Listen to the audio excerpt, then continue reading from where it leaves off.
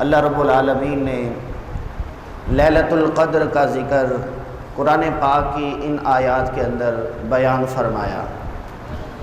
اس کے شان نزول کے متعلق مفسرین لکھتے ہیں کہ امام الانبیاء صلی اللہ علیہ وسلم ایک مرتبہ سابقہ امتوں کے بارے میں غور و تفکر فرما رہے تھے کہ سابقہ امتوں کے اندر بہت سے ایسے افراد گزرے جن کو اللہ تعالیٰ نے بڑی لمبی لمبی عمریں عطا فرمائی اور انہوں نے بڑی بڑی عبادات کی۔ حضور نبی پاک صلی اللہ علیہ وسلم یہ سوچ رہے ہیں کہ میری امت کی عمریں تو کم ہوں گی، تو ان کے اعمال کہیں سابقہ امتوں سے کم نہ ہو جائیں۔ ابھی حضور نبی پاک صلی اللہ علیہ وسلم غور و تفکر فرما رہے ہیں، جناب جبرائیل علیہ السلام حضور نبی پاک صلی اللہ علیہ وسلم کی بارگاہ میں وحی لے کر حاضر ہو جاتے ہیں اور الفاظ یوں ترتیب پاتے ہیں، انا انزلناہ فی لیلۃ القدر وما ادراک ما لیلۃ القدر لیلۃ القدر خیر من الف شہر، کہ بے شک ہم نے قرآن کو لیلۃ القدر میں نازل فرمایا، اور تمہیں کیا معلوم لیلۃ القدر کیا ہے؟ فرمایا کہ لیلۃ القدر 1000 مہینوں سے بھی بہتر ہے۔ یعنی آج کی رات اگر کوئی بندہ عبادت کرتا ہے، اللہ تعالیٰ اسے 1000 مہینوں کے برابر عبادت کا ثواب عطا فرماتا ہے۔ یہ تقریباً 83 سال سے زیادہ کا عرصہ بنتا ہے، اور لیلۃ القدر کے حوالے سے اختلاف رہا علماء کا، لیکن جمہور علماء کا یہی موقف ہے کہ 27ویں شب ہی لیلۃ القدر کی رات ہوتی ہے۔ اس رات انوار و تجلیات برستے ہیں، یہ رات رحمتوں والی رات ہے، یہ رات برکتوں والی رات ہے۔ اس رات اللہ تعالیٰ کے فرشتے زمین پر اترتے ہیں۔ راوی حضرت سیدنا عبداللہ بن عباس رضی اللہ تعالی عنہما ہیں، آپ فرماتے ہیں کہ نبی پاک صلی اللہ علیہ وسلم نے ارشاد فرمایا، اس رات حضرت جناب جبرائیل علیہ السلام اللہ تعالیٰ کے حکم سے سبز رنگ کا جھنڈا لے کر اترتے ہیں، اور فرمایا اکیلے نہیں، فرشتوں کی فوج لے کر اترتے ہیں، اور ان فرشتوں کی تعداد کتنی ہے؟ فرمایا پوری روئے زمین پر جتنے کنکر ہیں، چھوٹے چھوٹے پتھر ہیں، ان کی تعداد سے بھی زیادہ فرشتوں کی فوج زمین پر اترتی ہے۔ اب ان کا کام کیا ہوتا ہے؟ جناب جبرائیل علیہ السلام وہ سبز جھنڈا کعبۃ اللہ کی چھت پر لہراتے ہیں، اور جتنے فرشتے آج کی رات اتر رہے ہیں، وہ فرشتے آج کی رات عبادت کرنے والوں سے آ کر مصافحہ بھی کرتے ہیں اور ان کو سلامتی کی دعائیں بھی دیتے ہیں۔ جس طرح کہ اسی سورہ کے اندر ارشاد فرمایا گیا، سلام ہی حتی مطلع الفجر، یعنی طلوع فجر تک وہ فرشتے سلامتی بھیجتے رہتے ہیں۔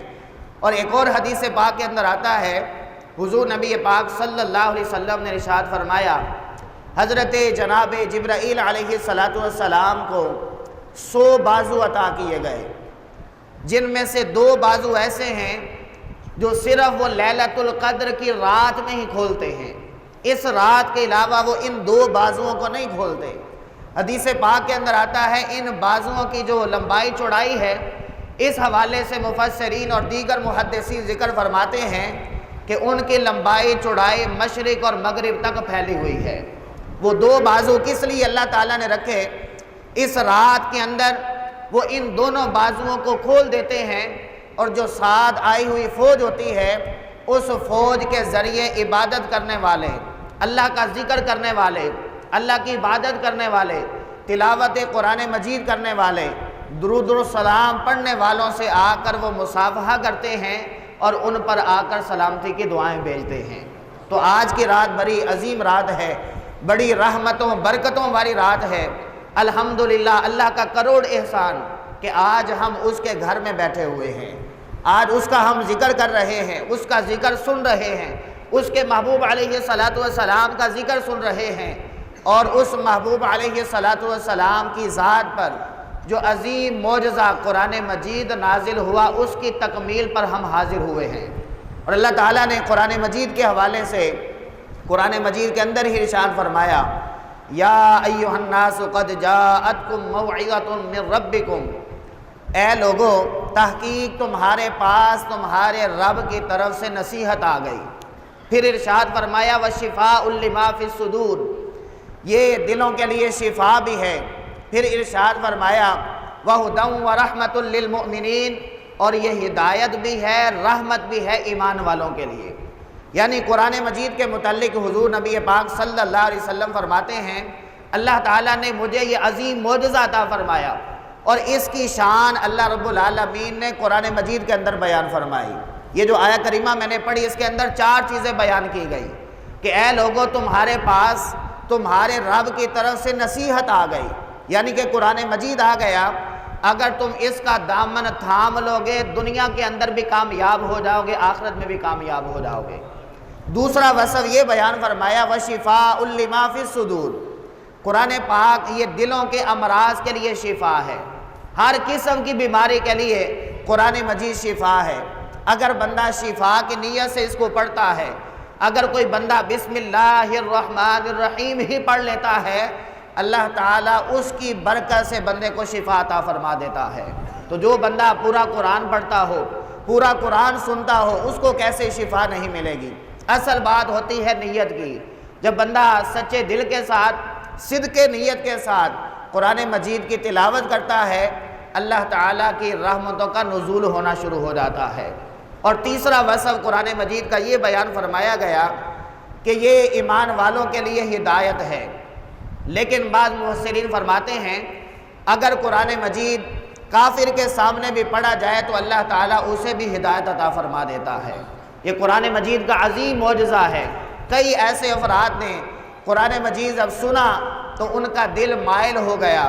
عظیم صحابی حضرت فاروق اعظم رضی اللہ تعالی عنہ، آپ کے ایمان لانے کا ایک سبب تو دعائے مصطفیٰ تھا کہ نبی پاک صلی اللہ علیہ وسلم نے دعا فرمائی، اللہ تعالیٰ نے آپ کے سینے کے اندر اسلام داخل فرما دیا۔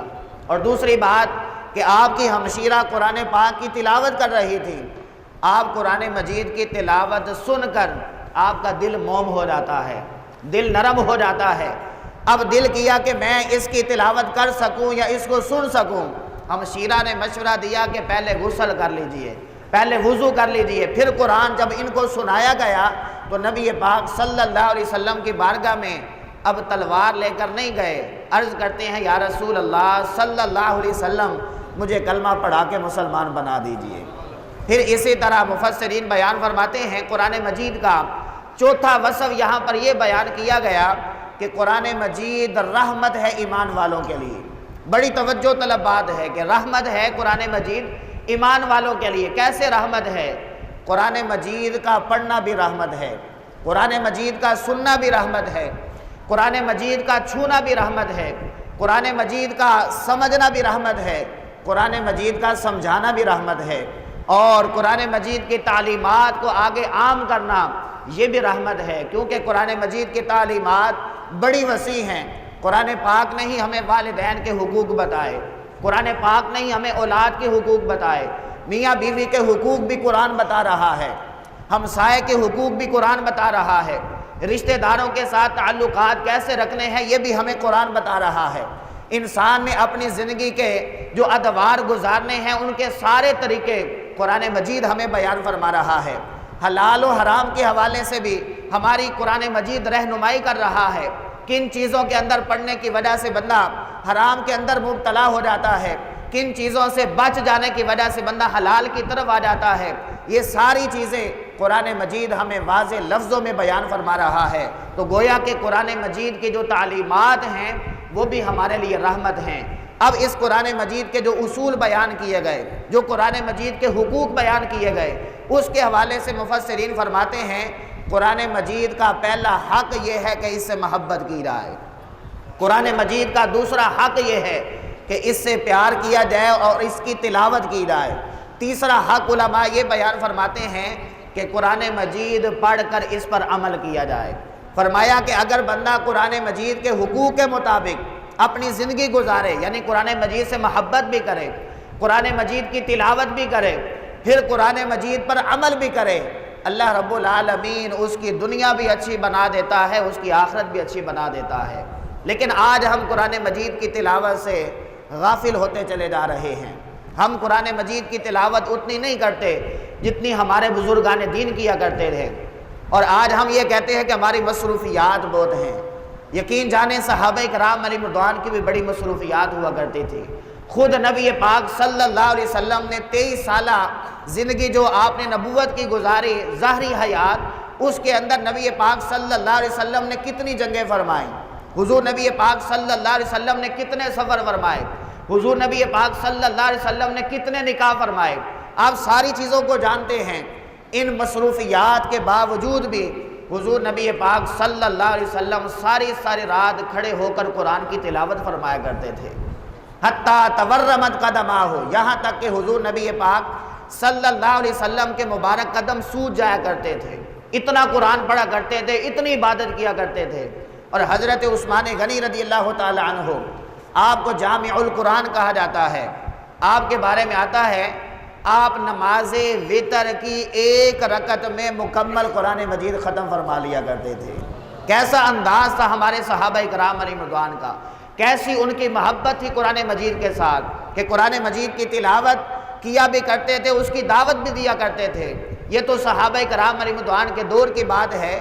اگر اس کے بعد کے دور کی بات کی جائے، حضرت امام اعظم ابو حنیفہ رضی اللہ تعالی عنہ، آپ صرف ماہ رمضان کے مہینے میں 61 قرآن مجید ختم فرمایا کرتے تھے۔ ایک قرآن مجید پورے دن کے اندر، ایک قرآن مجید پوری رات کے اندر، اور ایک قرآن مجید مکمل تراویح کے اندر ختم فرمایا کرتے تھے۔ یوں آپ 61 قرآن مجید صرف ماہ رمضان کے مہینے میں تلاوت فرمایا کرتے تھے۔ اس کے علاوہ آپ کی تلاوت کا عالم الگ ہے۔ پھر ہمارے غوث پاک رضی اللہ تعالی عنہ، آپ کی سیرت نگار لکھنے والوں نے لکھا ہے کہ 15 سال تک ہر رات کے اندر آپ قرآن مجید مکمل فرمایا کرتے تھے۔ ایک رات کی بات نہیں ہے، 2 راتوں کی بات نہیں ہے، 1 سال یا 2 سالوں کی بات نہیں، 15 سال تک لگاتار ہر رات مکمل قرآن مجید ختم فرمایا کرتے تھے۔ یعنی کہ ہمارے بزرگان دین قرآن مجید سے دیکھیں کتنی محبت کرتے ہیں۔ ساری رات قرآن کی تلاوت ہو رہی ہے، سارا دن قرآن مجید کی تلاوت ہو رہی ہے۔ آج ہم بھی غور کریں کہ ہم قرآن مجید کتنا پڑھتے ہیں، ہم قرآن مجید کی کتنی تلاوت کرتے ہیں، ہمیں قرآن مجید سے کتنا پیار ہے، ہمیں قرآن مجید سے کتنی الفت ہے۔ وہ کسی نے ایک واقعہ بیان کیا کہ ایک بزرگ کسی کے گھر مہمان چلے گئے، جب ان کے ساتھ بیٹھ کر کھانا انہوں نے تناول کیا تو پھر وہاں سے کچھ دیر کے بعد وہ رخصت ہو گئے۔ اب جس کمرے کے اندر بٹھا کر ان کو کھانا کھلایا گیا تھا، وہاں صاحب خانہ کے کچھ پیسے رکھے ہوئے تھے، ان کے پیسے بکھرے تھے، ان کو اس وقت یاد نہ رہا۔ جب وہ مہمان بزرگ وہاں سے چلے گئے تو پیسے غائب تھے۔ اب یہ بڑے حیران ہوئے کہ یہ تو ہیں اللہ والے، ہو نہیں سکتا کہ انہوں نے پیسے اٹھا لیے ہوں، کیونکہ یہ چور تو ہے نہیں، اللہ والے ہیں، انہوں نے پیسے ہرگز نہیں چرائے ہوں گے۔ گھر والے بڑے پریشان ہوئے، بالآخر وہ چند دن بعد اپنی بات بھول گئے۔ 1 سال کے بعد دوبارہ وہ بزرگ ان کے گھر آتے ہیں، دوبارہ ان کی دعوت کی گئی تو وہ بات یاد آتی ہے، پوچھنے لگے کہ صرف ہم اس لیے پوچھ رہے ہیں کہ اگر آپ کی نظر ان پیسوں پر پڑی ہے تو ہمیں بتا دیا جائے۔ جب پیسوں کا ذکر ہوا تو بزرگوں کی آنکھوں میں آنسو رواں ہو گئے، انہوں نے رونا شروع کر دیا۔ اب یہ جو صاحب خانہ ہیں یہ کہنے لگے ہم آپ پر کوئی الزام نہیں لگا رہے، ہم صرف آپ سے پوچھنا چاہ رہے ہیں اپنے دل کی تسلی کے لیے کہ کیا آپ نے ان پیسوں کو دیکھا تھا یا نہیں دیکھا تھا۔ 1 سال بعد کی بات کر رہا ہوں۔ بزرگوں نے فرمایا میں اس لیے نہیں رو رہا کہ تم مجھ پر الزام لگا رہے ہو، میں اس لیے نہیں رو رہا کہ تمہیں پیسوں کی فکر ہو رہی ہے اور تم میرے بارے میں اس طرح کی باتیں کر رہے ہو، میں اس لیے رو رہا ہوں کہ 1 سال ہو گیا ہے تم لوگوں نے قرآن مجید کھول کر ہی نہیں دیکھا۔ سارے لوگ بڑے حیران، گھر والے سارے پریشان ہو گئے کہ یہ کیا بات کر رہے ہیں۔ بزرگوں نے فرمایا جب 1 سال پہلے میں یہاں آیا تھا، میں نے کھانا تناول کیا، تمہارے پیسے بکھرے ہوئے تھے، میں نے سارے پیسوں کو جمع کر کے یہ جو الماری کے اندر قرآن مجید ہے اس کے جلدان کے اندر میں نے وہ سارے پیسے اکٹھے کر کے رکھ دیے تھے۔ اب 1 سال گزر چکا ہے، میں نے 1 سال پہلے وہ پیسے رکھے تھے، تم ادھر ادھر پیسوں کو تلاش کرتے رہے۔ میں نے تو اس لیے قرآن مجید کے اندر رکھے تھے کہ جب یہ صبح اٹھ کر قرآن مجید کی تلاوت کریں گے تو اپنے پیسے بھی حاصل کر لیں گے، لیکن افسوس ہے تم لوگوں پر کہ پورا سال گزر گیا اور تم لوگوں نے قرآن مجید کی تلاوت کر کے ہی نہیں دیکھا۔ گویا کہ وہ بزرگ سبق دے گئے۔ آج ہمارا بھی یہی حال ہے، ہمارے گھروں کے اندر الماریوں کی زینت قرآن مجید بنا ہوا ہے، لیکن ہم اگر کھولتے ہیں تو صرف ماہ رمضان میں، بعض کو تو ماہ رمضان کے اندر بھی توفیق نہیں ہوتی، بعض صرف گل خانی پر قرآن مجید بچوں سے پڑھوا لیتے ہیں، خود پھر بھی پڑھنے کی توفیق نہیں ہوتی، خود کام کاج کے اندر بندے لگے رہتے ہیں۔ چالیسویں کا ختم ہے، یہاں کوئی بندے نے نیا آفس بنایا ہے، دفتر بنایا ہے، نیا گھر تعمیر کروایا ہے، قرآن مجید کی تلاوت ہم اس وقت کروا لیتے ہیں، لیکن خود پڑھنے کا پھر بھی موقع نہیں ملتا۔ کتنی غفلت ہے۔ ہم کبھی غور کریں، تفکر کریں کہ قرآن مجید اس کے حقوق کیا ہیں، اس کی تعلیمات کیا ہیں، اس کے بارے میں بزرگان دین کو جو واقعات میں نے آپ کو سنائے، آپ کی عقل دھنگ رہ جانی چاہیے، اور ہمیں غور و تفکر کرنا چاہیے کہ ہم قرآن سے کتنے پیچھے ہٹ چکے ہیں، ہم قرآن مجید کتنا کم پڑھتے ہیں۔ ان بزرگان دین کے واقعات بھی اگر آپ کو سنائے جائیں تو آپ کی عقل حیران رہ جائے، جو قرآن مجید کی تلاوت کرتے کرتے یہ خواہش کیا کرتے تھے کہ باری تعالیٰ جب ہمیں موت آ جائے، ہم قبر میں چلے جائیں، تو قبر کے اندر بھی اگر ہمیں توفیق ملے تو ہمیں تلاوت قرآن کرنے کی توفیق عطا فرمانا۔ حضرت امام شافعی رحمۃ اللہ تعالی علیہ آپ فرماتے ہیں، میں ایک مرتبہ بیت اللہ شریف کا طواف کر رہا تھا، حج کی سعادت حاصل کر چکا تھا، میں نے ایک نوجوان کو دیکھا جو میرے علاقے کا ہی تھا، اس کو میں نے دیکھا کہ وہ طواف کے دوران قرآن مجید کی تلاوت کرتا چلا جا رہا ہے، قرآن پڑھتا چلا جا رہا ہے۔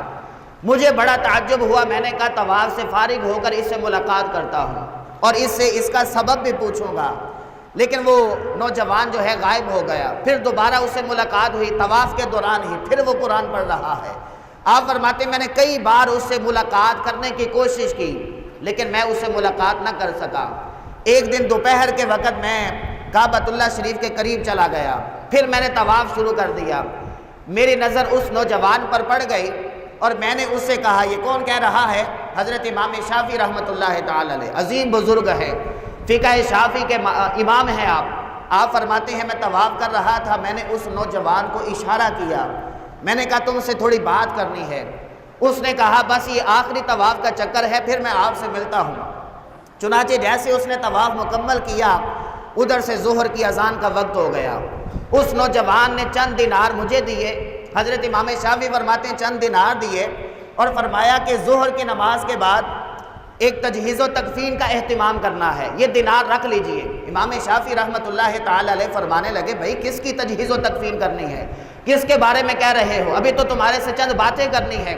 فرمایا کہ ابھی اذان ہو رہی ہے، اذان کے بعد سنتیں ادا کی جائیں گی، جب فرض ادا ہو چکیں گے اس کے بعد میری روح میرے جسم سے جدا ہو جائے گی، میری تجہیز و تکفین کا اہتمام آپ نے کرنا ہے، لیکن میں اس وقت دعا یہ مانگ رہا ہوں کہ رب تعالیٰ مجھے قبر کے اندر بھی قرآن پڑھنے کی توفیق عطا فرمائے۔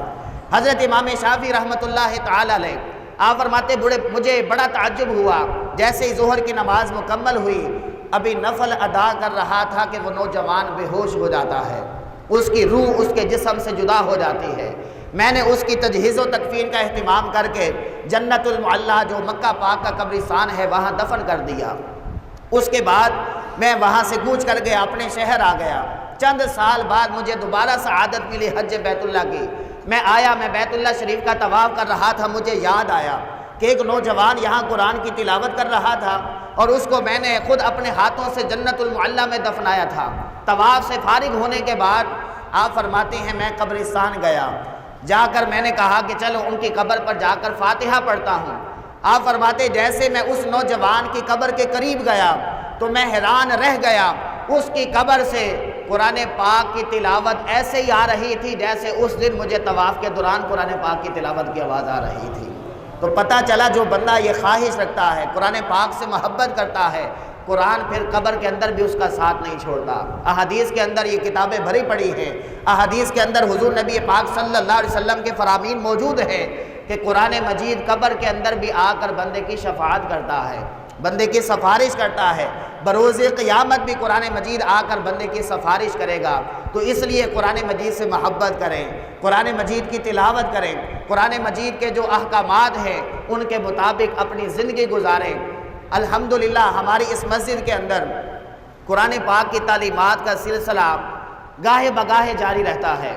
جو ہمارے روٹین کے نمازی ہیں، فجر کے نمازی، الحمدللہ وہ جانتے ہیں فجر کی نماز کے بعد مختصر سا درس ہوتا ہے، ماہ رمضان کے علاوہ بھی قرآن پاک کی 1 آیت 2 آیت 3 آیات ان کا ترجمہ، پھر ان کی تفسیر بیان کی جاتی ہے۔ اسی طرح ہماری اس مسجد کا الحمدللہ یہ بھی آپ کے سامنے بالکل واضح لفظوں میں بیان کر رہا ہوں کہ قرآن پاک کی تعلیمات کو عام کیا جا رہا ہے۔ جس طرح کہ مدرسۃ المدینہ یہاں جاری ہے، صبح 8 سے شام 4 بجے تک کلاس ہوتی ہے۔ 5 سال کا عرصہ ہوا ہے، تقریباً 40 کے قریب بچے حفظ کر چکے ہیں، اور کئی بچے یہاں سے ناظرہ قرآن پاک کی تعلیم حاصل کر چکے ہیں۔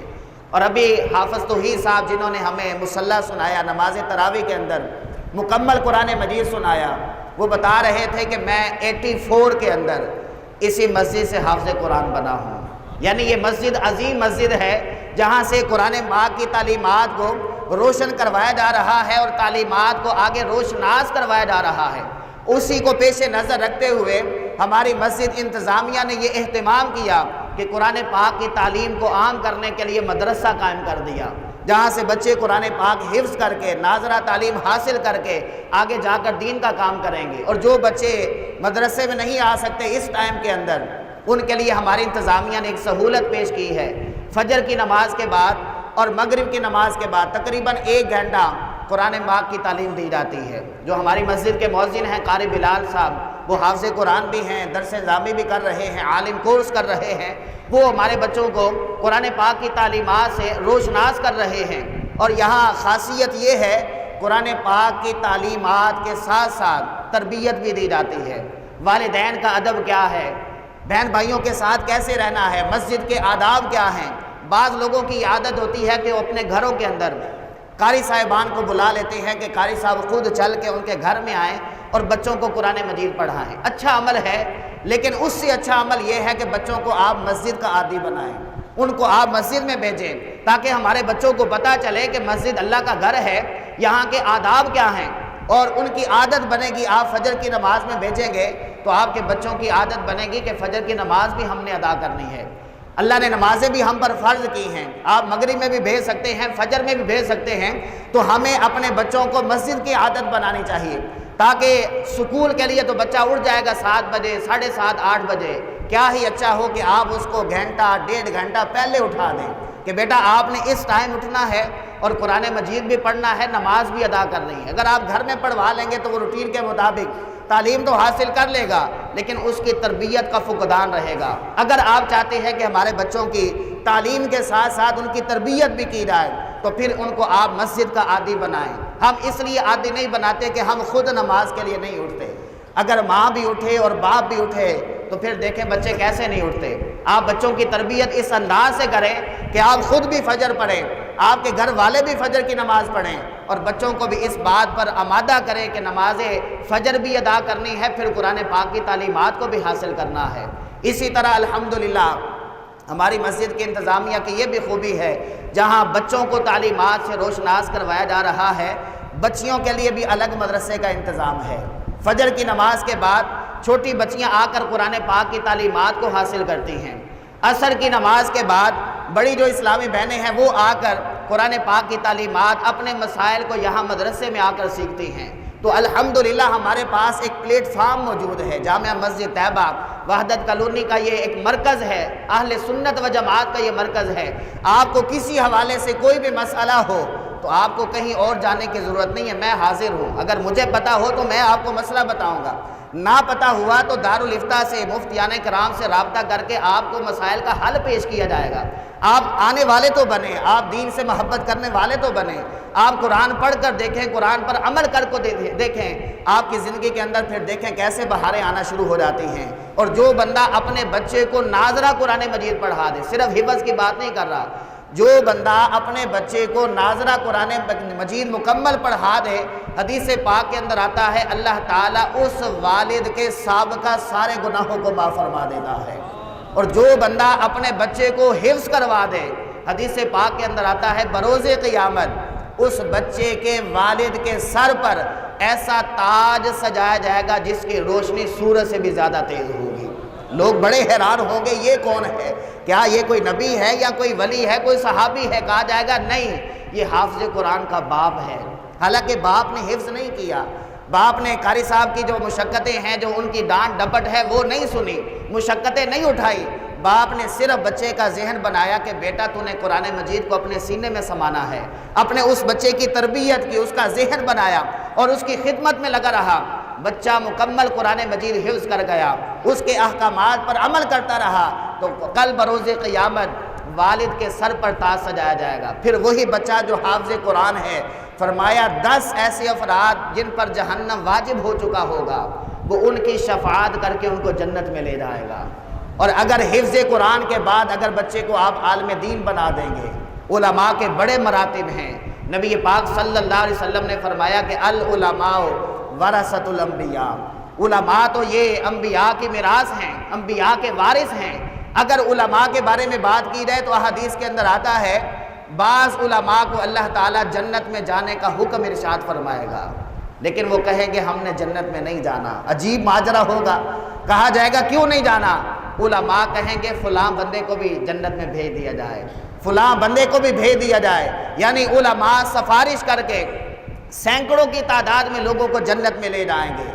اگر آپ یہاں 27ویں شب میں حاضر ہوئے ہیں، قرآن پاک کی محبت کے بارے میں ہم نے چند ملفوظات سنے ہیں، تو آج نیت کریں کہ ہمارے خاندان کے اندر کوئی نہ کوئی حافظ قرآن ضرور ہونا چاہیے، کوئی نہ کوئی عالم دین ضرور ہونا چاہیے۔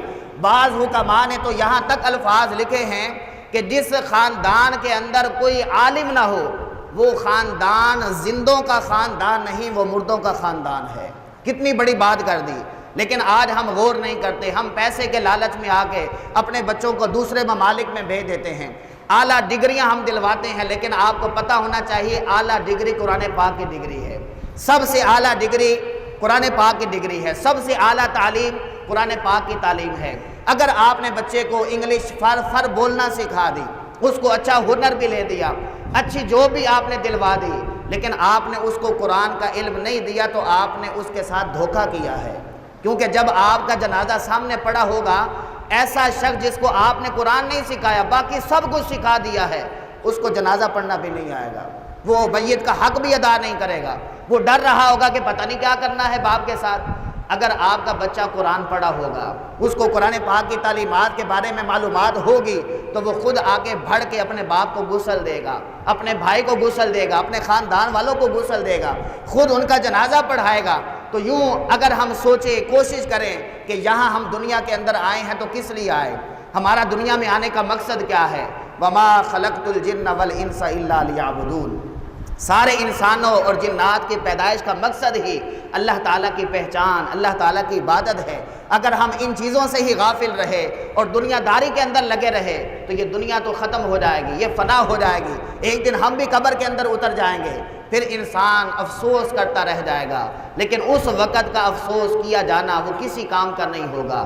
بندہ تمنا کرے گا کاش مجھے دنیا میں بھیج دیا جائے۔ تو خدا را آج کی رات کا یہ خصوصی پیغام ہے کہ ہم قرآن پاک سے محبت بھی کریں، قرآن پاک پڑھنے والوں سے بھی محبت کریں، اور قرآن پاک کی خود بھی تلاوت کریں، اور قرآن مجید پر خود بھی عمل کریں، اپنے گھر والوں کو بھی اس پر عمل کروائیں۔ اللہ رب العالمین کی بارگاہ میں دعا ہے ہمیں قرآن پڑھنے، قرآن پر عمل کرنے اور قرآن مجید سے سچی پکی محبت نصیب فرمائے۔ وآخر دعوانا الحمد